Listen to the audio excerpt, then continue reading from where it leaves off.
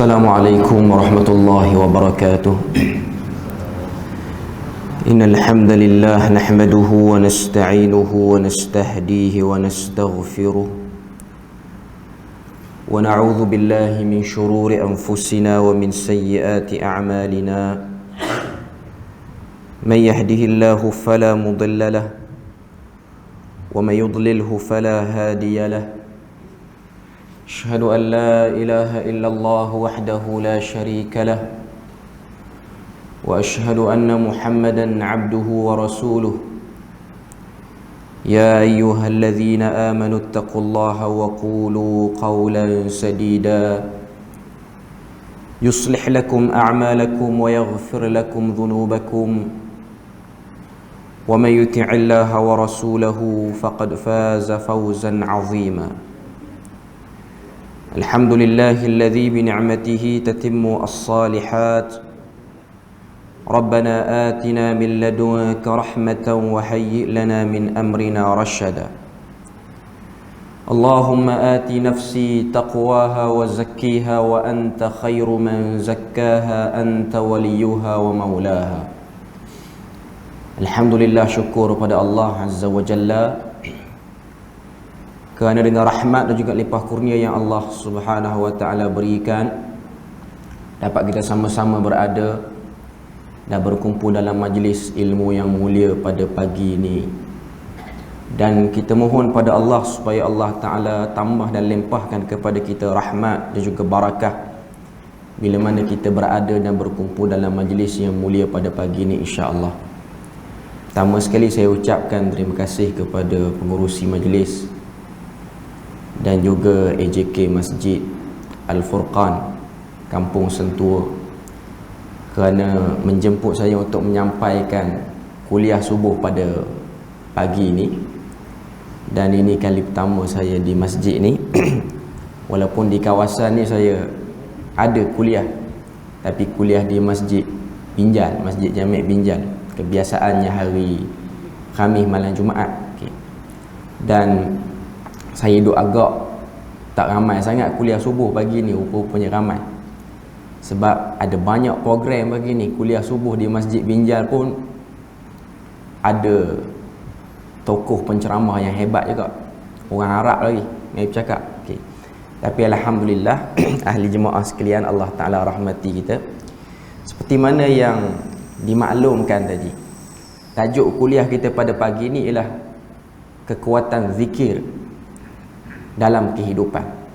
Sebelum daripada tu, saya nak sebut kepada ahli jemaah yang dimuliakan sekalian, pada waktu subuh seperti sekarang ni, bila mana kita selesai daripada salat subuh, kita berwirid zikir selepas daripada salat. Kalau kita tengok dalam zikir yang Nabi ajarkan pada kita lepas selesai pada salat ni, zikir yang sama. Cuma untuk waktu subuh ni dia ada sikit tambahan zikir. Tuan-tuan boleh tengok yang ada dilekatkan di dinding edaran Jabatan Mufti tu. Yang paling bawah sekali iaitu zikir yang diriwayatkan daripada Al-Imam Ahmad dan juga diriwayatkan oleh Al-Imam Ibnu Majah. Iaitu antara bacaan Nabi bila mana waktu subuh ni, Allahumma inni as'aluka ilman nafi'a wa rizqan tayyiba wa amalan mutaqabbala. Ini dibacakan pada waktu subuh. Tunjuk pada kita daripada doa ni ataupun wirid ni, Nabi mengarahkan kita untuk kita sebut dan minta benda-benda yang penting di awal pagi, permulaan hari kita. Iaitu Nabi ajar pada kita, Allahumma inni as'aluka ilman nafi'a. Ya Allah, aku bermohon kepadamu supaya aku mendapat ilmu yang bermanfaat. Rizqan tayyiba, rezeki yang baik. Wa amalan mutaqabbala, dan juga amal yang diterima. 3 perkara penting Nabi suruh kita sebut dan Nabi ajar pada kita untuk kita ucapkan di awal pagi, permulaan hari, sejurus selepas selesai kita salat subuh. Kalau kita tengok dalam doa ni, 3 perkara penting yang Nabi utamakan, iaitu ilmu bermanfaat, rezeki yang baik, dan juga amal yang diterima. Dan itulah kebaikan ataupun kesempurnaan hidup manusia untuk dia meneruskan saki-baki daripada umur yang Allah Ta'ala berikan pada dia. Awal-awal pagi kita minta pada Tuhan, Tuhan beri pada kita ilmu bermanfaat. Ilmu bermanfaat ni kalau kita tengok, ialah ilmu yang kita dapat, kita diberi taufik untuk mengamalkan ilmu tu. Bukan setakat ilmu tu kita ada maklumat saja, tapi kita beramal. Sebab tu dalam hadis lain Nabi ajar pada kita berlindung daripada ilmu yang tak bermanfaat. Allahumma inni as'aluka ilman nafi'a wa a'udzu bika min ilmin la yanfa'. Aku berlindung kepadamu daripada ilmu yang tak bermanfaat. Ilmu tak bermanfaat ni banyak. Ilmu yang boleh buang masa kita, ilmu yang boleh menjahanamkan kita. Cuma orang duk nampak ilmu yang tak bermanfaat ni ialah ilmu yang tak berkait dengan agama ataupun tak berkait dengan akhirat. Macam ilmu sihir ke, ilmu nak tipu orang ke, ilmu nak pecah masuk rumah orang, itu orang panggil ilmu tak bermanfaat. Tapi di sana ada ilmu yang juga tak bermanfaat, tapi dia punya jenis tu ialah ilmu agama. Iaitu ilmu agama yang kita dapat, kita diberatkan untuk mengamalkannya. Itu pun ilmu yang tidak bermanfaat bagi orang tu, kurang bermanfaat bagi orang tu. Sebab setiap ilmu ini dia tertanggung padanya pengamalan, tertanggung padanya tindakan. Jadi itu kita minta awal pagi, supaya apa yang kita dapat hari ini, kita lalui hari ini, ilmu yang bukan setakat lalu masuk telinga kanan keluar telinga kiri, tapi ilmu yang menghasilkan amalan, ilmu yang menghasilkan pahala, ilmu yang membuahkan keselamatan di akhirat nanti. Kemudian minta pula pada Tuhan yang kedua, rizqan tayyibah, rezeki yang baik. Bila sebut rezeki baik, ada rezeki yang tak baik. Kita tahu bahawasanya setiap rezeki yang Tuhan beri ini tidak datang bersama rezeki itu, melainkan datang juga bersamanya ujian ataupun fitnah. Rezeki yang Allah Ta'ala beri pada kita ni, hakikatnya ataupun keutamaannya ialah mendekatkan diri pada Allah Ta'ala. Tapi ada rezeki yang Allah Ta'ala beri pada kita ni, dia jadi ujian. Adakah kita ni nak dekat pada dia ataupun kita makin jauh pada dia. Umum manusia akan nampak bila sebut rezeki ni ialah benda yang bersifat material, benda yang bersifat keuangan, benda yang bersifat memiliki, kepemilikan. Tapi di sana ada juga rezeki-rezeki yang berbentuk yang kita tak sedar, iaitu kesihatan tubuh badan, kefasihan boleh bercakap. Ini juga rezeki. Dan semua rezeki ini tujuan utama dia ialah untuk mendekatkan diri pada Allah Ta'ala. Dan yang paling penting Nabi ajar pada kita dalam doa tu, amalan mutaqabbala, amal yang diterima. Maknanya di sana akan ada amal yang tak diterima. Kita buat amalan, bukan main letih tubuh badan kita, akhirnya tak diterima. Dan amalan-amalan ini Tuhan sebut dalam Al-Quran, amilatun nasibah. Pelakunya hanya meletihkan badan. Amilah, buat amalan. Nasibah, letih tubuh badan. Natijahnya apa? Tasla naran hamiyah. Allah Ta'ala masukkan dia dalam neraka yang membakar. Jadi ini 3 benda minta awal pagi pada Allah Ta'ala. Ilmu bermanfaat, rezeki yang baik dan juga amalan yang diterima. Jadi penting 3 benda ni. Walaupun kita nampak zikir tu ringkas, tapi zikir itu padat dengan kebaikan yang Nabi nak tunjukkan pada kita. Jadi berbalik kepada kita punya tajuk pada pagi ini, iaitu kekuatan zikir dalam kehidupan. Saya nak ambil 2 ayat dalam surah Al-Ahzab. Allah Ta'ala sebut dalam surah Al-Ahzab ayat 41. Tuan-tuan boleh balik cek, ahli jemaah semua boleh balik cek. Allah Ta'ala kata pada ayat 41, Ya ayyuhalladzina amanu dzkurullaha dzikran katsira wasabbihu bukratan wa asila. Wahai orang-orang yang beriman, uzkurullaha katsira, perbanyakkanlah zikir kamu kepada Tuhan kamu dengan sebanyak-banyaknya.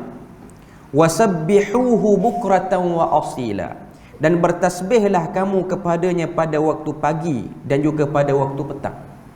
2 ayat ni dalam surah Al-Ahzab merupakan arahan daripada Allah Ta'ala. Kalau kita buka dalam kitab-kitab tafsir, apa yang disebutkan oleh para ulama, khususnya Al-Imam Ibn Kathir, bila mana dia cerita tentang ayat ni, dia kata yaqulu ta'ala amiran ibadahu al-mu'minina bi kathrati dzikrihim li rabbihim ta'ala.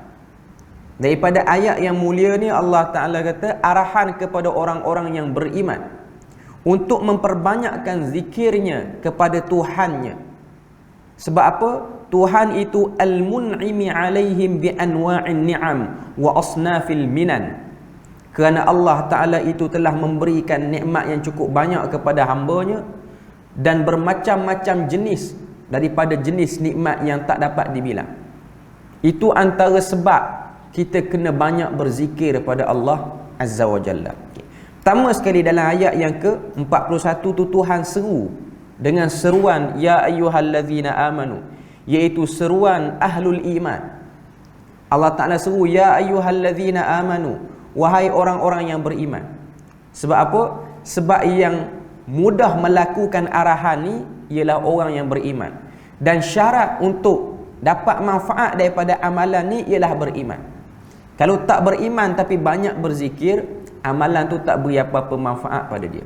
Selain pada tu ayat ni Tuhan nak tunjuk pada kita bahawasanya pentingnya iman. Pentingnya iman. Sebab tu kalau kita baca dalam Quran, Quran ni dia ada satu surah. Surah yang pendek tapi padat dia punya isi dia. Iaitu surah yang dinamakan dengan Al-Asr. Surah yang kita baca wal asri innal insana lafi khusr illa alladhina amanu wa amilus salihat wa tawasaw bil haqqi wa tawasaw bis sabr. Surah ni kalau kita tengok pendek, semua kita hafal surah ni. Umumnya orang Islam kenal nama surah Al-Asr ni. Kata Imam Asy-Syafi'i rahimahullahu taala, dan kata-kata ni diletakkan oleh Ibnu Katsir dalam kitab dia tafsir Ibnu Katsir. Dia kata kalaulah Allah Ta'ala, Imam Syafi'i kata kalaulah Allah Ta'ala tidak turunkan kepada kita ni Quran dengan ayat yang banyak, dia hanya turunkan kepada kita cuma ayat tu saja, 3 ayat tu ya, lakafathum, ayat tu dah cukup untuk orang beriman umumnya. Nak tunjuk pada kita bahawasanya surah Wal Asri itu hebat. Sebab tu kalau tengok surah Wal Asri ni ataupun Al-Asr, surah yang pendek, kata Imam Syafi'i, wajizatun balighah. Ringkas, wajizah ni maksudnya ringkas, balighah dia mencapai kehendak utama tapi dalam ayat yang ringkas. Sebab tu kalau kita baca dan kita tengok dari segi sirah surah ni, kerana surah Wal Asri inilah telah Islamnya seorang sahabat yang bernama Amru bin Al-As. Saya selalu sebut, kalau surah-surah yang menyebabkan sahabat masuk Islam ni kita kena beri perhatian. Sebab sahabat dia punya kedegilan lawan Islam lebih dahsyat daripada kedegilan kita. Degilnya sahabat ni dia lawan Islam. Sebahagian sahabat, bukan semua. Sebahagian sahabat dia punya degil lawan Islam ni dalam keadaan dia tengok Nabi tu perilaku dia macam mana. Kita umat akhir zaman ni kita beriman, kita tak tengok perilaku Nabi, tubuh badan Nabi, tak sempat tengok Nabi bercakap macam mana, tak pernah tengok. Okay.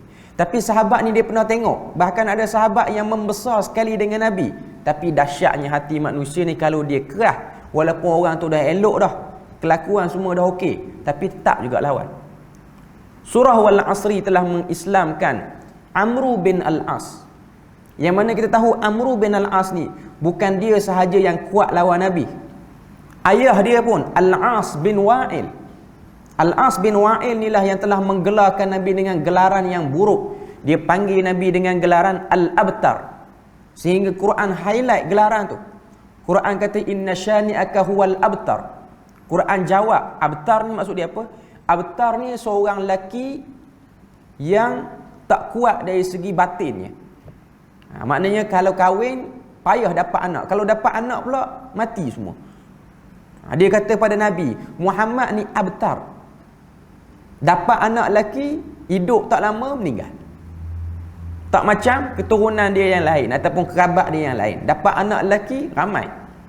Sebab kalau kita tengok Abdul Muttalib, datuk Nabi ni, dia punya anak lelaki dia hampir 10 orang. Hampir 10 orang. Tapi Nabi, adalah sejarah Nabi ni ada anak lelaki, tapi anak lelaki Nabi ni dia tak kekal. Yang Nabi sayangnya Ibrahim tu pun meninggal dunia.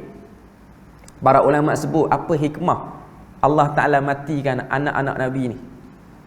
Antaranya lah terutama anak lelaki ni, supaya tidak berlaku golongan yang melampau mengangkat Nabi, sayang Nabi, dia exaggerate anak Nabi tu macam Nabi juga. Tuan-tuan boleh bayang, satu orang tok guru, dia ada anak, biasanya orang akan angkat anak jadi tok guru juga. Ni anak Nabi, kemungkinan orang akan angkat dia jadi Nabi juga. Orang boleh salah faham. Itu sebahagian pandangan lah. Itu sebahagian pandangan. Saya nak sebut Amr bin al-As, dia masuk Islam kerana surah tu. Okay. Dalam surah tu Allah Ta'ala sebut wal asri, demi masa. Sebahagian para ulama sebut al-asru situ maksudnya demi masa yang telah dihabiskan, iaitu umur kita. Sebahagian lagi dia terjemah, dia kata wal asri ni ialah demi waktu asar. Asar, waktu petang. Innal insana lafi khusr. Allah Ta'ala kata sesungguhnya, penegasan, manusia ni pasti dalam kerugian. Pasti dalam kerugian. Maknanya semua kita ni akan buat benda yang merugikan kita. Pasti kita akan ada sejarah kita pernah buat benda yang merugikan masa kita. Kata para ulama, sebahagian yang terjemahkan wal asri tu dengan makna demi waktu asar. Sebab apa sebut demi waktu asar? Sebab waktu asar ni ialah waktu orang selesai urusan pekerjaan siang hari yang panjang. Waktu asar ni pukul 4, pukul 5 waktu orang balik kerja, orang pejabat dah balik kerja. Orang yang tani, bersawah apa semua ni pun dah tak buat kerja, dah petang-petang. Mereka berehat pada waktu tu. Bila mana mereka berehat, mereka buat apa? Merujuk kepada keadaan masyarakat Arab jahiliah. Kebanyakan mereka ni ialah pedagang ataupun penjual. Orang-orang Arab bila mana selesai, habis dah kerja waktu siang, waktu asar, mereka nak tutup kedai, mereka buat apa? Buka laci, tarik, tengok duit banyak mana dapat. Kira duit tu, nak tunggu maghrib tu. Okay. Nak tunjuk pada kita bahawasanya waktu itu, sebab tu kau tengok, waktu asar ni ialah waktu yang tidak ada salat sunat lepas ada salat asar. Waktu yang tidak ada salat sunat, macam kita lepas subuh dengan lepas asar ni, ialah waktu yang Tuhan suruh berzikir. Sebab pada ayat yang kita baca tadi, yang saya bacakan pada tuan-tuan tadi, ayat 42 surah Al-Ahzab, Allah Ta'ala kata wasabbihuhu bukratan wa asila. Bertasbihlah kamu kepada Allah pada waktu pagi dan juga pada waktu petang. Pagi itu merujuk pada lepas subuh dan petang tu merujuk pada lepas asar. Dua waktu ni ialah waktu yang tidak ada salat sunat, tapi waktu ni ialah waktu kita berzikir kepada Allah Azza wa Jalla. Okay. Dalam surah Wal Asri, Tuhan kata wal asri innal insana lafi khusrin. Demi waktu asar, demi umur yang dah habis, demi hari yang dah berlalu. Dah berapa jam dah, daripada 24 jam tu nak sampai ke asar ni dah belasan jam kita habis untuk kehidupan dunia. Innal insana lafi khusr. Manusia pasti berada dalam kerugian. Illa, Allah Ta'ala sebut pada ayat ketiga, illal ladzina amanu. Illa tu istinaf, penafian. Ada yang tak rugi, tapi ada kumpulan yang tak rugi. Tak semua tak rugi ni. Allah Ta'ala kata illal ladzina amanu, kecuali yang beriman, wa amilus salihat, dan juga yang beramal saleh. Tuhan sebut yang pertama sekali situ, kecuali yang beriman. Ayat yang saya baca tadi daripada surah Al-Ahzab ayat 41, Allah Ta'ala kata ya ayyuhallazina amanu uzkurullah. Wahai orang beriman, zikir daripada Allah dengan zikir yang banyak. Nak tunjuk kepada kita apa? Iman itulah yang akan menjadi penggerak kepada orang tu boleh berzikir. Ringannya lidah untuk berzikir ni ialah kerana iman. Sebab tu dalam Quran surah An-Nisa, Allah Ta'ala cerita sifat orang munafik ni, antara tanda paling jelas, berat nak berzikir. La yadhkurullaha kathira. Mereka payah nak berzikir pada Allah Ta'ala. Sebab apa? Sebab problem pada imannya. Orang munafik ni, perkataan nafaqah maksud dia apa? Ada kelompangan ataupun ada lubang dalam hatinya. Nafaqah, orang Arab sebut nafaq. Nafaq ni maksud dia terowong. Kalau kita pergi buat umrah, terowong tu semua nama dia nafaq. Nafaq sekian-sekian lah, yang dekat dengan Masjidil Haram ni. Okay. Maknanya Allah Ta'ala nak beritahu orang munafik ni, hati mereka ni tak jelas. Hati mereka ni ada lorong-lorong yang mereka nak letakkan ke arah lain. Ada terowong-terowong tu. Okay. Sebab tu orang-orang munafik dia berat nak berzikir. Sebab hati dia tidak kejap, hati dia tidak mantap untuk berzikir. Sebab tu seruan ni Tuhan suruh kepada ya ayyuhallazina amanu dzkurullaha dzikran katsira. Wahai orang-orang yang beriman, berzikirlah kamu kepada Allah dengan zikir yang banyak, khususnya pada waktu pagi. Wasabbihuhu bukratan wa asila. Sebab apa? Kalau kita tengok dalam ayat yang lain, Allah Subhanahu wa taala dia sebut tentang apa kepentingan ataupun peranan zikir. Dalam ayat 97-98 surah Al-Hijr, tuan-tuan boleh tanda ayat ni. Allah Ta'ala sebut, وَلَقَدْ نَعْلَمُ أَنَّكَ يَضِيقُ صَدْرُكَ بِمَا يَقُولُونَ. Wahai Muhammad, kami sangat tahu kata-kata golongan Quraisy yang lawan kamu ni, يَضِيقُ صَدْرُكَ, menyempitkan dada kamu. Orang duk torture Nabi, duk kata Nabi hari-hari ni, kata-kata teruk yang orang letak pada Nabi ni, tohmahan, cercaan, cacian yang Nabi kena hari-hari ni. Walaupun Nabi tu seorang lelaki yang menerima wahyu, walaupun Nabi itu pernah berserempak dengan Jibril, Nabi pernah naik menghadap Allah Ta'ala di Sidratil Muntaha, tapi Nabi itu ialah manusia. Manusia yang ada emosi, manusia yang ada perasaan. Sedikit sebanyak dia terkesan dengan kata-kata orang pada dia. Apatah lagi kita yang tak terima, tak terserempak dengan Jibril, tak jumpa Allah Ta'ala ni. Nak sebut pada kita bahawasanya kesan daripada kata-kata orang tu mesti akan ada. Walaupun Nabi ni seorang yang mamlu'atun bis sabr, Allah Ta'ala isi Nabi ni dengan kesabaran, Allah Ta'ala isi Nabi ni dengan keteguhan. Allah Ta'ala kata, walaqad na'lamu annaka yadhiqu sadruka bima yaqulun. Kami mengetahui dan sangat-sangat tahu hati kamu ataupun dada kamu ni sempit dengan sebab apa yang mereka kata. Apa ubat dia? Apa cara nak merawat dia? Kata Allah Ta'ala, fasabbih bihamdi rabbika wa kum minas sajidin. Bertasbihlah kamu, pujilah kami ni, pujilah Allah Ta'ala ni, maknanya berzikir. Wa kum minas sajidin, dan jadilah kamu orang-orang yang bersujud, iaitu orang-orang yang salat. Nak sebut kepada kita bahawasanya zikir itu bukan hanya sekadar suruhan yang kosong, tapi zikir itu ada rahsia yang tersendiri yang Allah Ta'ala ingin berikan hanya kepada orang-orang yang melakukannya sahaja.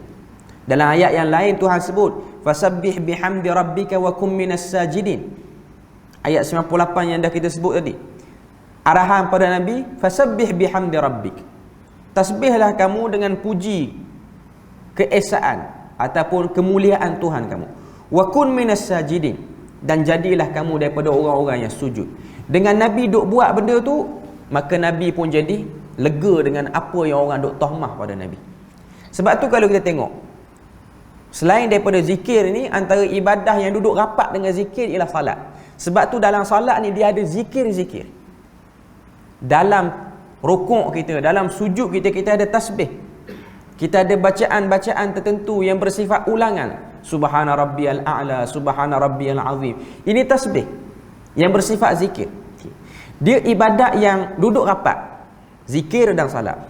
Saya nak sebut pada tuan-tuan, Nabi SAW, bila mana Nabi ni berada pada tahun yang ke-10 kerasulan, maknanya Nabi 10 tahun dah jadi Nabi. Nabi duduk di Mekah, belum hijrah lagi. Nabi duduk di Mekah pada waktu tu. 10 tahun dah jadi Nabi ni, dah start buat dakwah secara terang-terangan. Allah Ta'ala uji Nabi dengan ujian yang pertama, kematian pak saudara dia Abu Talib. Pak saudara dia yang dia sayangi ni meninggal, mati. Abu Talib mati. Kenapa Nabi sedih dengan kematian Abu Talib? Sebab Abu Talib ni ialah orang yang telah memberi jaminan keselamatan. Itu yang pertama. Orang yang nak jamin keselamatan ni dah meninggal. Yang kedua, Abu Talib meninggal dunia dalam keadaan tak masuk Islam. Sebab Nabi rasa sedih, sebab Abu Talib ni dia tak jahat macam orang lain yang lawan Nabi. Tak jahat macam orang lain, sakang sangat lawan Nabi. Dia orang yang baik. Bahkan para ulama sebut min altaful kafirin, orang kafir yang paling baik di dunia ni tak boleh lawan orang lain melainkan Abu Talib. Sebab dia telah menjaga keselamatan pesuruh Tuhan, tapi dia kafir. Jadi Nabi tak boleh Islamkan orang yang paling dekat dengan Nabi. Nabi rasa sedih. Tahun yang ke-10 benda tu berlaku, selepas Nabi terima wahyu di Gua Hira. Pada tahun yang sama pula berlaku kesedihan yang kedua. Apa dia? Isteri Nabi yang selalu beri bantuan kepada Islam dalam bentuk ekonomi pun meninggal dunia. Meninggal dunia, maknanya mati pak saudara, mati pula isteri. Dua kesedihan berturut-turut kena pada Nabi. Lepas pada tu, apa lagi yang kena pada Nabi? Gagalnya dakwah Nabi di Taif. 10 tahun berdakwah ni, Nabi makin sempit, makin sempit, makin sempit. Makin orang duk tekan. Nabi minta pada Allah, ya Allah, luaskanlah dakwah aku ni. Berikanlah aku tempat yang aku boleh berdakwah lega sikit. Allah Ta'ala masuk dalam mimpi Nabi. Nabi nampak satu kawasan penuh dengan kebun kurma, lepas tu dikelilingi dengan bukit-bukit. Nabi tak jelas, sebab Allah Ta'ala tak sebut mana tempat tu. Cuma Nabi duk fikir antara Taif, Yamamah, Yathrib ataupun Madinah. 3 tempat ni. Cuma Nabi duk fikir dengan logik akal dia. Nabi ni dihantar untuk baiki orang Mekah. Orang Mekah yang dah huru-hara, yang dah tukar ajaran Nabi Ibrahim cukup banyak. Nabi ni zuriat kepada keturunan Nabi Ibrahim, yang didatangkan oleh Allah Ta'ala untuk islah, baiki balik orang Mekah. Jadi Nabi duk fikir, aku ni Tuhan hantar pada orang Mekah. Kalau Allah Ta'ala nak beri aku tempat baru berdakwah pun, mesti tempat tu dekat dengan Mekah, tak boleh jauh pada Mekah. Jadi Nabi duk nampak yang paling dekat ialah Taif. Sebab Taif dengan Mekah sekitar 100 km je. Mekah dengan Yamamah jauh, 700 km. Mekah dengan Madinah lagi jauh juga, 400 km, 500 km. Jadi yang paling dekat Taif. Dengan harapan dan sangkaan yang tak jelas tu, Nabi pergi ke Taif. Sayangnya Nabi pergi ke Taif, Bani Thaqif, dia tak sambut baik dakwah Nabi. Bahkan dia halau Nabi. Bahkan mereka kumpul anak-anak mereka untuk mereka suruh anak-anak mereka ni lempar Nabi dengan batu. 3 kedukecitaan ataupun cerita sedih yang berlaku pada Nabi berturut-turut. Tahun 10, tahun 11, tahun 12. Maknanya selama 2 tahun tu dia punya dakwah Nabi tu, Nabi kena kesedihan yang bertubi-tubi. Sehinggalah setahun sebelum Nabi hijrah ke Madinah, Allah Ta'ala beri pada Nabi satu mukjizat yang besar, iaitu perjalanan yang penuh keajaiban, iaitu Isra' dan Mi'raj. Saya nak tarik pada ahli jemaah sekalian. Okay. Nabi ni dia duk sedih. Mental Nabi pada waktu tu dah tertekan. Sehingga ada ayat yang turun cerita tentang keadaan Nabi pada waktu ni, iaitu ayat dalam surah Kahfi. Allah Ta'ala kata, "Fala'allaka bakhi'un nafsaka ala atharihim illam yu'minu bihadzal hadithi asafa." Hampir-hampir kamu ingin menjadi orang yang bakhi'. Bakhi'un ni maksud dia apa? Orang yang bercita-cita nak mati, bunuh diri. Dengan sebab sempitnya dada Nabi. Allah Ta'ala kata, "Fala'allaka bakhi'un nafsaka ala atharihim." Hampir-hampir kamu nak bunuh diri dengan sebab terkesan terhadap kata-kata orang yang tak beriman terhadap dakwah kamu. Punya sempit dada Nabi ni. Allah Ta'ala beri pada Nabi ni perjalanan Isra' dan Mi'raj yang penuh keajaiban. Kita soroti sikit perjalanan tu. Dalam perjalanan Isra' dan Mi'raj ni, apa yang Nabi nampak? Pertama, perjalanan daripada Masjidil Haram ke Masjid Aqsa. Itu yang pertama. Nanti saya akan sebut sikit apa hikmah dia kena berhenti situ. Okay. Sampai di situ Nabi bertemu dengan Nabi-Nabi yang lain. Bertemu dengan roh Nabi-Nabi yang lain. Nabi-Nabi yang kena teruk, kena lawan teruk dengan umat dia. Lagi teruk berbanding Nabi Muhammad kena dengan Quraisy. Waktu tu Nabi lega sikit. Sebab tu para ulama sebut Isra' dan Mi'raj ni ialah tasliyatun lin Nabi, satu hadiah untuk meredakan emosi Nabi. Tasliyah ni maksudnya benda yang meredakan emosi Nabi, yang beri semangat pada Nabi. Nabi jumpa Nabi-Nabi, Nabi bercakap dengan Nabi-Nabi yang lain, Nabi-Nabi yang lain beri semangat pada Nabi. Jadi Nabi rasa lega. Okay. Cuma yang paling penting dalam perjalanan Isra' dan Mi'raj ni apa dia? Pengurniaan satu ibadah yang menjadi kewajipan harian kita, iaitu salat. Allah Ta'ala beri pada Nabi ni ibadah, Nabi dan umatnya ibadah yang nama dia salat, yang menjadi tiang agama, yang menjadi rukun Islam yang utama, iaitu salat. Selepas daripada duka cita demi duka cita demi duka cita kena pada Nabi. Saya nak sebut sini apa dia? Hubung kait keresahan hidup. Masalah hidup kita ni banyak. Kita hidup atas dunia ni memang penuh dengan masalah pun. Dan itulah memang tujuan kita dihantar atas dunia ni. Tuhan suruh kita menghadap segala masalah yang ada atas dunia. Sebab tu Allah Ta'ala kata, "Afahasibtum annama khalaqnakum abasa." Apakah kamu fikir, kamu sangka kami ciptakan kamu ni dalam keadaan yang sia-sia, buat saja-saja ke? Kami ada misi, Tuhan ada misi. Sebab tu dalam ayat yang lain Allah Ta'ala sebut ahasiban nasu an yutraku an yaqulu amanna wa hum la yuftanun. Apakah manusia ni dia fikir selepas mereka sebut kami beriman, selepas kita ni dah tahu kita Islam, Tuhan pun biar okey, biarlah dia Islam sampai dia mati. Melainkan Tuhan akan masukkan ujian dalam siri nak membenarkan keislaman dia tu. Jadi kita tahu hidup kita ni penuh dengan masalah. Kita takkan boleh lari dengan masalah. Tidak ada orang yang hidup atas dunia ni tak ada masalah. Dia akan diselubungi dengan masalah sebab memang itu lumrah kehidupan manusia. Cuma Allah Ta'ala ni dia beri pada kita cara untuk melihat masalah itu dengan cara yang lebih positif. Kaedah untuk lihat masalah dengan lebih positif, iaitu zikir dan salat. Sebab tu lepas daripada duka cita, mati pak saudara, mati isteri, gagal dakwah di Taif, kena boikot lagi oleh orang-orang musyrikin Mekah, dapat ibadat salat. Nabi dapat salatnya lega, Nabi dapat salat. Walaupun salat itu bukanlah menyebabkan Nabi ni tak kena bantai daripada musyrikin Mekah. Lepas pada salat bukanlah makna kata orang tu akan stop kata Nabi. Orang akan tetap kata pada Nabi, tapi perasaan dan emosi selepas daripada melakukan ibadah itu. Perasaan dan emosi selepas daripada berzikir kepada Allah Azza wa Jalla. Kita akan melihat orang yang beramal dengan benda ni, orang yang buat seperti mana yang Tuhan suruh ni, dia akan rasa kelainan dalam kehidupan dia, terutamanya bila mana dia menghadapi ujian-ujian dalam hidup. Dengan syarat dia ada hati yang bersih dulu, iaitu hati yang beriman. Sebab tu iman ni benda yang kita kena jelas. Para ulama didefinisikan iman. Iman ni apa? Iman ni kita benarkan dalam hati, sebut di mulut, buat dengan anggota badan. Itu 3 syarat bagi iman. Tak ada salah satu, kuranglah iman, tak sempurnalah iman orang tu. Ada orang dia kata dia beriman dalam hati dia, tapi ibadah dia tak buat. Sebab tu dia hadapi masalah, dia kurang kuat hadapi masalah. Sebab dia ada satu kekurangan di situ, iaitu dia tak buat. Dalam hadis yang terkenal, hadis yang diriwayatkan oleh Al-Imam Al-Bukhari, yang mana hadis ni menceritakan pada kita tentang masalah anak Nabi yang bernama Fatimah.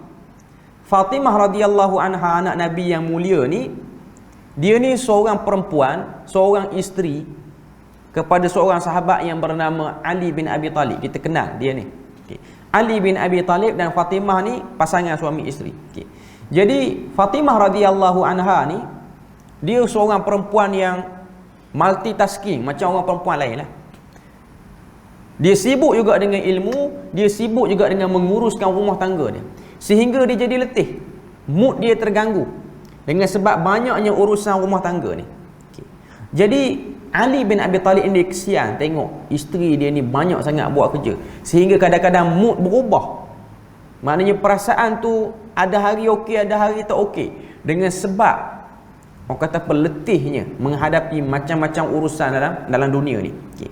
Jadi kata Ali bin Abi Talib, dia kata pada isteri dia, dia kata wajjaha abuka, pergilah jumpa ayah kamu, wa talaba minha khadiman, wa talaba minhu khadiman, dan mintalah daripada ayah kamu ni seorang pembantu yang boleh ringankan urusan kerja kamu di rumah, sebab aku kesian tengok kamu.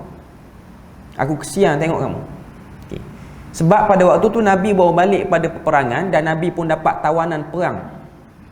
Maknanya bilangan hamba yang ada nak minta ni, anak nak minta kepada ayah supaya beri pembantu seorang.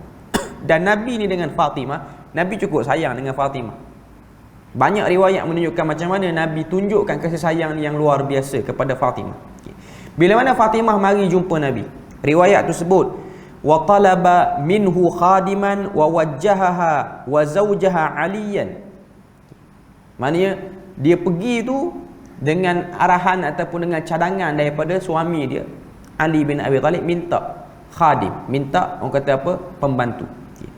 Bila mana dia cerita pada ayah dia, dia ada masalah sekian, letih dia tu mengganggu dia untuk dia layan suami dia. Itu masalah dia sebenarnya. Okay. Lalu Nabi pun kata, ala adullukuma ala khairim mimma sa'altuma. Kata Nabi, mahukah aku tunjukkan pada kamu dengan satu benda ni, kalau kamu buat, ianya lebih baik daripada apa yang kamu dua orang duk minta ni, iaitu pembantu. Idza akhadhtuma madaji'akuma, Kata Nabi, bila mana kamu ni nak tidur, kita nak tidur, nak pergi ke pembaringan ni, au awaituma ila firashikuma, ataupun kamu ni nak tidur lah.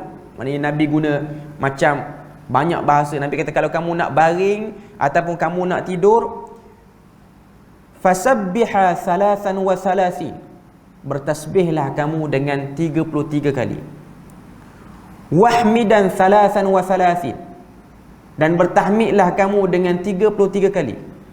Wa kabbiran 34, dan bertakbirlah kamu dengan 34 kali. Fahuwa khairul lakuma min khadim, dan ianya lebih baik berbanding aku beri pada kamu khadam, pembantu. Bila mana Fatimah radhiyallahu anha dia terima amalan ni, dia balik dia buat. Dia balik dan dia buat. Bila mana dia balik dan dia buat, dia dapati Allah Ta'ala beri pada dia kekuatan. Dan dia pun kongsi benda ni pada Ali bin Abi Talib. Ali bin Abi Talib pun merasai pada dirinya ada kekuatan. Sebab kalau Nabi boleh penuhi permintaan anak dia ni. Nabi boleh beri khadam. Tapi Nabi tahu khadam tu pun orang. Dia pun akan ada waktu mood dia terganggu. Kan pembantu rumah bukan mesin, dia orang. Kita boleh bayar gaji kat dia. Okey, awak kerja dengan saya bayar gaji 2,500 sebulan, urus bereskan rumah kita. Waktu angin dia elok, waktu angin dia tak elok. Ada hari dia basuh pinggang kita elok, ada hari dia basuh pinggang tak elok. Ada hari dia basuh pinggang tak bunyi apa pun. Tak bunyi belagalah pinggang tu dengan singki. Tapi ada hari tak puas hati, gaji lambat masuk lagu mana, dia buat kerja tapi mood kurang elok. Habis pinggang kita ni, orang Terengganu kata sopek. Sopek ni maknanya dia punya tu saya tak tahu sini panggil apa, tapi orang Terengganu panggil sopek lah. Maknanya dia tajam tepi tu, hancur sikit tepi. Okey. Maknanya kita tuan rumah pun dengar, hari ni backhand sikit, cengih lah macam ni. Hari ni backhand sikit, basuh pinggang pun bunyi kuat. Mood tak okey, gaji jalan. Cuma ada hari lambat, mood dia tak okey. Nabi boleh penuhi benda tu. Nabi boleh beri pun khadam kepada isteri, kepada anak Nabi ni. Tapi Nabi tahu manusia, dia tetap manusia yang ada perasaan dia sendiri. Lebih baik Nabi ajarkan kepada anaknya ni macam mana cara nak mengawal emosi pada waktu tu. Sebab manusia ni antara benda yang menyebabkan dia tak sabar. Dia pilih benda-benda yang tak betul dalam hidup dia. Bahkan dia boleh pergi pada benda yang lebih dahsyat, iaitu nak bunuh diri dia. Ialah kegagalan dia mengawal emosi dia. Bila mana dia gagal mengawal emosi dia, maka dia akan pilih benda-benda yang teruk. Daripada hati yang okey, berubah pada hati yang bermasalah. Sebab tu kita akan tengok hari ni manusia yang penuh dengan masalah. Lepas tu dia malas dan berat dalam beribadah. Dia tak ikut macam mana saranan Quran dan hadis. Allah Ta'ala kata kalau letih, kamu berehatlah dengan salat, dengan berzikir. Tapi kita tak ikut. Macam mana kita hadapi letih kita? Kita tidur. Balik kita tidur. Kita bangun pada tidur, kita tidur, ingat keletihan kita hilang. Kita bangun tu dalam keadaan berat. Kita bangun pun dalam keadaan berat. Kita sambung balik kerja, kita sambung balik kerja dalam keadaan mood yang sama, perasaan yang sama. Sebab tu Nabi bila mana Nabi nak gambarkan tentang salat, Nabi gambarkan dengan cara Nabi suruh Bilal. Nabi kata, wahai Bilal, arihna biha ya Bilal. Wahai Bilal, rehatkan kita semua dengan seruan azan, iaitu salat. Nabi nak gambarkan pada kita, kita kena fikirlah macam mana pun salat yang Tuhan suruh kita 5 hari ni, 5 hari sekali ni, 5 hari sekali pula, 5 kali sehari, 5 hari sekali jam lah, maknanya seminggu sekali tu. Okay. Ada orang alert juga apa kita sebut. Okay. Maknanya 5 kali sehari ni salat ni kita kena fikir macam mana dia jadi, dia boleh jadi macam Nabi sebut tu, arihna. Kita jadi relax, maknanya dengar je azan, oh ni waktu relax. Hari ni kita dengar, oh mayang pula. Ada orang dia dengar azan, dia lagu tu dia punya perasaan dia. Dengar je azan, oh kacau tadi sebab dah semayang pula. Dia tak rasa. Sebab dia ada problem pada memandang solat itu macam mana, melihat solat tu macam mana. Sebab tu dia bermula kepada hati itu dulu. Sebab tu Nabi 10 tahun, 11 tahun di Mekah ni, dia punya cerita ialah baiki hati itu dulu. Dan dia punya ibadah pada waktu tu ialah ibadah yang bersifat zikir. Sebelum terima ibadat solat ni, sebelum terima ibadat solat. Sebab solat ni benda yang berat, Quran sendiri pun cerita. Allah Ta'ala kata wasta'inu bis sabri was salah. Mintalah tolong dengan Tuhan dengan cara kamu sabar dan juga salat. Kamu sabar dan salat. Okay. Cuma Tuhan sebut wa innaha lakabiratun. Tapi salat ni sifat dia berat illa 'alal khashiin, kecuali kepada orang-orang yang khusyuk. Nak sebut pada kita salat ni berat. Tuan-tuan yang mari salat ni, dia akan ada waktu kita akan rasa berat salat ni. Salat ni berat. Tak semua orang. Kalau salat ni ringan, semua orang boleh salat. Kita akan tengok masjid-masjid dipenuhi dengan orang yang salat, kalau betul salat ni ringan. Tapi salat ni berat. Sebab tu kita tengok bila mana berlaku pandemik Covid ni, dia ada satu waktu kita dah lalui waktu tu. Bermula 18 Mac sampai bulan 6. 3 bulan kita kena PKP. Waktu tu apa yang jadi? Masjid, surau semua ditutup. Tak berlaku salat jemaah ataupun salat Jumaat di masjid. Ada orang bila mana berlaku saja arahan ni, dia okey, tak ada masalah. Sebab dia memang sebelum ada pandemik pun dia tak pergi dah. Dia okey. Dia tak rasa tak apa, tutup okey. Dia akan gelisah kalau orang tutup pasar. Pasar tutup kau. Dia akan gelisah kalau orang tutup wayang pun tutup kau, main bowling pun tutup kau. Yang tu dia gelisah. Masjid tutup, tak apa, sebelum ni pun tak pergi kau. Jiwa bermasalah pada waktu tu. Sebab dia tahu dia nak release tension di ke arah tu. Sedangkan agama aja release tension ni, dia ada cara yang betul. Bukanlah saya nak kempen hari ni supaya kita jangan bersosial, sibuk buat zikir ataupun sibuk solat apa semua. Nabi ni dia ajar nak bersih diri pun, dia bukan suruh kita bersuluk ataupun dia suruh kita menjauh daripada masyarakat. Nabi ajar kita zikir dalam keadaan kita masih lagi duduk dalam masyarakat. Nabi tak suruh kita naik bukit untuk berzikir. Nabi tak suruh kita tahajud naik atas bukit. Tahajud di rumah kamu. Tahajud di mana tempat kamu duduk, dan bergaullah kamu dengan manusia. Nak tunjuk pada kita bahawasanya ini cara tasfiyah wa taqwiyatul qulub, bersih dan kuatkan hati. Dengan hati yang bersih dan kuat ni lah baru manusia dia ada kekuatan dalam menghadapi kehidupan dia. Sebab tu kita akan tengok orang-orang Islam, mereka ni diuji dengan macam-macam, tapi mereka tak pilih sebahagiannya lah, tak pilih dengan benda yang mencelakakan diri dia. Tuan-tuan tengok sebahagian umat Islam yang Allah Ta'ala uji dengan keamanan. Mana Allah Ta'ala uji dengan keamanan. Saya dulu belajar di Jordan. Jordan ni dia berjiran dengan negara-negara bergolak. Jiran dengan Syria, jiran dengan Palestin. Cuma yang lebih awal lagi ialah Palestin lah yang kita tengok jadi mangsa pelarian ni. Orang Palestin ni tuan-tuan, orang-orang yang duduk di Baitul Maqdis ni, mereka ni hari-hari kena tekanan daripada Zionis ni. Terutamanya yang duduk di bahagian tempat nama dia Gaza ataupun Gaza kita panggil ni. Ini kawasan yang padat dengan orang Islam. Kawasan yang pack dengan orang Islam.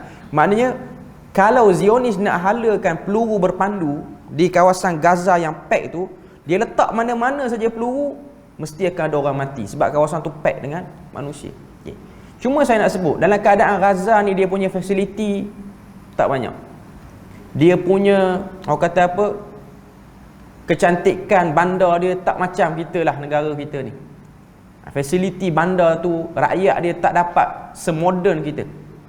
Maknanya kalau mereka mengharapkan benda yang moden, mereka tak dapat.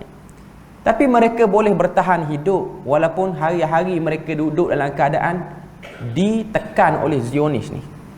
Sebab apa? Ni yang saya tengok lah. Ada kelebihan dan ada kekuatan pada mereka, iaitu mereka ni satu bangsa yang dekat dengan zikir. Mereka dekat dengan zikir. Orang Arab ni, hatta orang Arab yang biasa-biasa, zikir ni benda yang biasa. Zikir, doa, sebut benda-benda baik. Sikap mereka dengan salat ni kita boleh nampak. Sebab tu kita akan tengok Isra, mereka ni cepat. Kalau orang azan ni mereka cepat. Dengar je orang azan, mereka tak tunggu masjid, mereka akan terus salat. Sebab tu pemandangan orang yang salat di tepi-tepi jalan bila mana masuk waktu tu benda yang biasa bagi negara Arab. Sebab tu bila mana mereka kena tentang ataupun kena teruk oleh Zionis, berapa tahun mereka kena? 60 tahun ataupun lebih. Kita tak tengok orang Palestin ni dia bunuh diri beramai-ramai dengan sebab stres dah hidup. Stres dah hidup ni, hari-hari duk lawan Zionis lawan. Tak. Dia orang tak bunuh diri beramai-ramai. Beza dengan orang Jepun. Orang Jepun negara maju, Tapi peratusan bunuh diri tinggi. Sebab jiwa tu ada something, ada satu kekurangan. Orang Palestin tak maju macam orang Jepun. Orang Palestin, dia orang stadium tak ada, lawan Malaysia menang bola. Stadium dia orang hancur, tak ada tempat nak berlatih. Malaysia berapa stadium ada negara kita? Maknanya orang yang main bola Malaysia ni boleh berlatih negeri ni, boleh berlatih negeri ni, lawan dengan Palestin 10-0 kena. Kawan tu padang bola pun tak ada. Nak cerita pada kita bahawasanya diri itu ada kekuatan. Apa yang berlaku pada orang Palestin? Mereka bukan bunuh diri, bahkan mereka beranak ramai pula dalam keadaan duk kena teruk dengan Yahudi tu. Sebab ada kekuatan. Sebab ada kekuatan pada dirinya. Jadi nak sebut pada kita, mereka kembali kepada benda yang betul. Walaupun mereka kena teruk. Sama macam Nabi dan para sahabat, mereka kena teruk. Musuh di kiri dan kanan. Madinah hanya satu-satu buah negara sahaja, ataupun satu buah kawasan negeri yang nak kepada tauhid. Yamamah tidak berkehendak pada tauhid. Mekah masih lagi duk menjalankan konspirasi nak tekan orang-orang Madinah ni. Tapi orang Madinah dapat hidup dengan baik sebab mereka ada kekuatan, iaitu kekuatan daripada zikirnya dan kekuatan daripada salatnya. Jadi nak tunjuk kepada kita berdasarkan hadis yang kita dengar tadi, iaitu hadis yang diriwayatkan oleh Imam Bukhari, cerita tentang zikir 33, 34 yang kita sebut sebagai zikir Fatimah tu. Itu sebagai contoh yang paling ringkas, mudah untuk saya beri pada tuan-tuan. Hubung kait kekuatan kita dalam hidup ni bergantung kepada kekuatan kita dengan zikir. Dan zikir ni, kita jangan duk nampak zikir ni ialah pegang tasbih, lepas tu berzikir subhanallah subhanallah. Zikir ni dia ada 3 aspek. Ini yang disebutkan oleh Ibn Qayyim dalam kitab dia Ad-Da'u wad-Dawa' dan juga Al-Wabilus Sayyib. Dia kata zikir yang pertama ialah zikir yang diulang-ulang ni. Subhanallah, alhamdulillah, Allahu akbar, subhanallah wa bihamdihi, subhanallahil azim. Inilah zikir. Zikir yang kedua ialah zikir mengingati kita ni duduk dalam ruang lingkup, kena buat perintah Allah Ta'ala, kena tinggal larangan dia. Itu pun zikir. Sedar kita ni hamba manusia. Kita manusia yang bersifat hamba, kita sedang menerima arahan pada Tuhan. Itu pun zikir, walaupun tak pegang tasbih. Dan zikir yang ketiga yang disebutkan sini ialah mengingati bahawasanya kita ni ada penghujungnya, iaitu kematian. Sebab tu dalam hadis riwayat Tirmizi, Nabi kata, akthiru zikra hadhimil ladzat, perbanyakkanlah zikir, zikir yang boleh menghancurkan kelazatan dunia. Bukan Nabi larang kita hidup atas dunia dan menikmati dunia, cuma kita jangan terpengaruh dengan tipu daya dunia, iaitu zikrul maut. Nabi kata mengingati kematian. Ingat mati ni maknanya ingat dan bersedia untuk mati. Dia ada orang dia ingat mati, tapi dia ingat mati tu dah putus asa dah. Ada orang dia dah stres dah, masalah banyak, sembang dengan dia macam mana, lepas pada rugi niaga rugi sampai muflis. Ya, tak ada apa, tunggu mati. Dia tak pergi masjid pun tapi tanya tunggu mati. Maksudnya itu cara orang yang putus asa. Yang disebutkan orang yang mengingati mati ni macam para sahabat. Siang dia bergaul dengan masyarakat, dia buat kerja, sampaikan agama. Malam dia berdoa pada Allah Ta'ala. Itu orang mengingati mati dengan cara betul. Bukanlah mengingati mati tu hanya duk ingat mati, lepas ni tunggu giliran kita pula kot mati. Itu hanya perbuatan sia-sia dan perbuatan buang masa sahaja. Okay. Jadi nak tunjukkan kepada kita bahawasanya itulah fungsi zikir dalam kehidupan. Ianya memberi kesan kepada seorang manusia tu untuk dia elok hidup dia. Dia duduk dalam mana-mana sektor pun, dia hidup dalam keadaan yang baik. Okay. Jadi itulah sedikit sebanyak kita punya perkongsian pada pagi ni. Apa yang nak saya sampaikan pada pagi ni sebagai orang kata apa, kali pertama saya di Masjid Al-Furqan ni. Jadi saya rasa kita berpada dengan tu saja. Yang penting sekali, lepas pada kita selesai ni, kita tahu kita ada tanggungjawab untuk berzikir. Sebab itu arahan daripada Allah Subhanahu Wa Ta'ala. Daripada zikir pagi kita, daripada zikir mengingati kita ni sebagai seorang hamba, dan banyak lagi lah zikir-zikir yang ada. Okay. Jadi moga Allah Ta'ala beri rahmat dan berkat kepada kita. Setakat tu sajalah kita punya perkongsian pada pagi ini, dan saya rasa berpada dengan tu sajalah. Saya ucapkan terima kasih sekali lagi kepada pihak masjid. Moga Allah Ta'ala beri rahmat dan berkat dan jadikan kita daripada kalangan yang berzikir kepadanya. Subhanakallahumma wa bihamdik, asyhadu an la ilaha illa anta wa astaghfiruka wa atubu ilaik. Wassalamualaikum warahmatullahi wabarakatuh.